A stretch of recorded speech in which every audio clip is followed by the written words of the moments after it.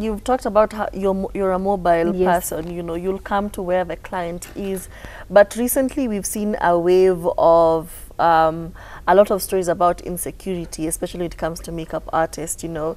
So now how are you able to make sure that you stay safe as you go to this client's house? You're not going to be dragged and they take away, you know, your phone, your products and everything.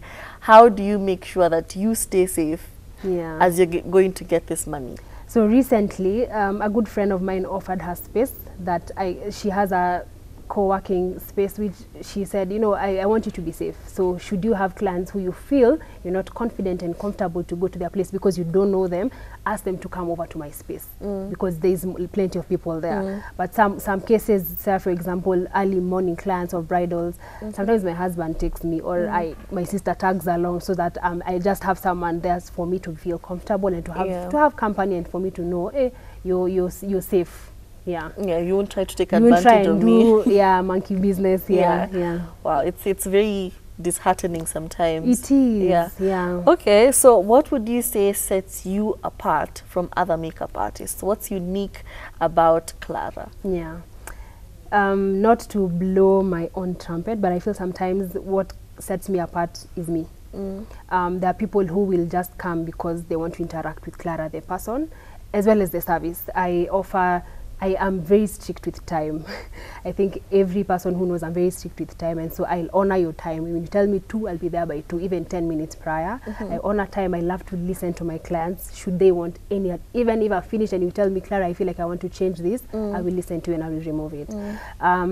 I love to go above and beyond what you have asked me to do, or above and beyond services that are not necessarily within a makeup artist jurisdiction. So sometimes for weddings, I find myself, I join and I help ushers and I help this because you never know where an extra hand is needed. So that for me, I feel like sets me apart from other makeup artists, you know, and as well as my work. Okay. And speaking of your work, when I want to, you know, work with a makeup artist, I go on their socials and I look through and I see, okay, this is what you do. These are your clients.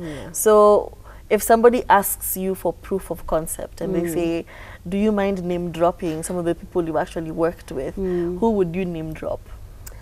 Very many people. I have worked. There are many people. There are many people. I'm thinking about them. I'm like, so should I mention their names, all of them? But I think I'll just name in general. I'm sure you don't know them, but for the sake of naming, is it allowed to name names here? Yeah, it's allowed. It's allowed. Okay. So there are a few brides. There's Mbaire. I don't think you know her. Amani the artist. You know Amani. I've worked with Amani Kerikagiri. I work with Sitam on the side. There are very many. Nancy. Name them. There are many. Charlene, Sally, Eva. There's so many. Yeah. That I can think about. That come to mind. Okay. So now I feel like over time people have either discovered how sensitive they are or how they react to different products, or people are fake woke and they've just decided, you know what, maybe I don't use that foundation, it makes me break out. So how are you, because I feel like in your line of work, a whole part of that is human interaction and just making sure that this person is comfortable. So now how do you handle difficult clients? For lack of a better term, difficult clients. For sensitive skin, I always love to listen to the history because they could think that they're reacting to a certain foundation, but they reacted to a product that they worked with and then they did foundation later and kumbe their skin was already reacting prior. And so I love to get history to now follow through. There are those who completely say, I don't like it, I don't like it. And I believe that at the end of the day, if a client says they don't like it, they don't like it.